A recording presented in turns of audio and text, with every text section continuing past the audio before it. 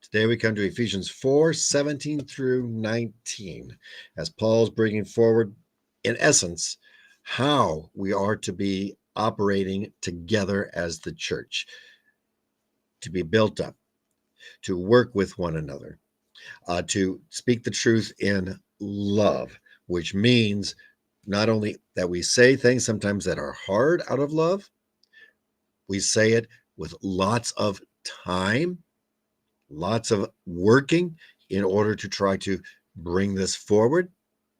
We give patience with other people where they are at.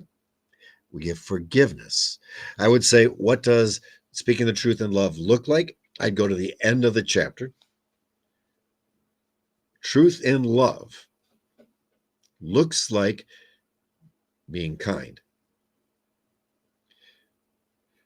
tender-hearted, and forgiving. I would say, especially in the church, those first two are things we need to think about. When we are bringing the truth in love, are we being kind? When we speak the truth in love, are we being tender-hearted? If the answer is no, we are not speaking the truth in love, and instead we are sinning. When we speak to one another, it's not just this is where I originate from. It's also how and how long are we talking with somebody with the truth in love. And so Paul continues on, verse 17. Now this I say and testify in the Lord. You no longer walk as the Gentiles do. We as Christians are to walk differently. And as we talk, as we converse, as we share, as we might say something hard, are we doing it with kindness?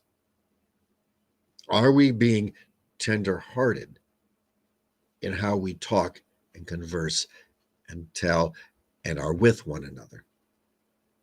If the answer is no, we're walking just like the rest of the world.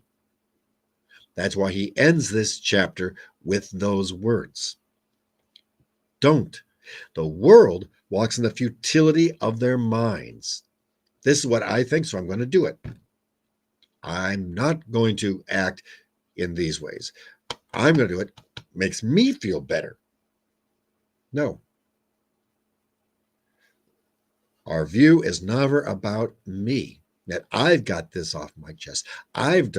That's the whole wrong place. Does the person I'm talking to know that I'm being kind and tender-hearted? Yes or no? Very key.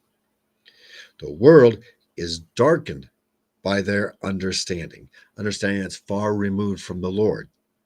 They're alienated from the life of God because of the ignorance that is in them. They are far away, and the world is acting very contrary. Sometimes fellow Christians do too. Might act contrary to the word of the Lord. Sometimes the world, absolutely. Christians, sometimes out of ignorance. That's why Paul said, don't be children any longer. Grow. But we need to also have that kindness of knowing where people are from. That in them, and those that are separate, they have a hardness of heart. They have become callous. They've given themselves up to sensuality, greedy to practice every kind of impurity. The world has become callous to the word of the Lord, and absolutely callous. You get those calluses so that you no longer can feel right there. And quite frankly, that's what the world has done. Seeking sensuality, seeking away from the Lord, getting all of this so that instead of being able to be hurt, they put this callus over. And being in sin enough and doing sin enough does that. It puts those calluses over. And I would dare say Christians far too often build up those calluses. I will not be hurt by you. So therefore, I will come out harsh, angry, upset, mean-spirited. That's not what Paul was talking about speaking the truth in love. Oftentimes in the church, people go forward and use that in order to say, I'm going to speak the truth in love, and then go after them. Speaking the truth in love, what does that look like?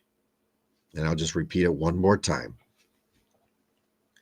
The truth in love feels and looks to an outsider like kindness, tender-hearted, caring about the other person, not getting this off my chest, not puffing myself up. That's ego. Coming to one another, kind, tender-hearted, truly forgiving of one another. That's what it looks like.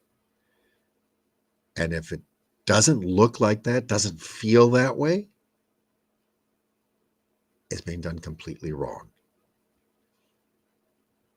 Completely wrong.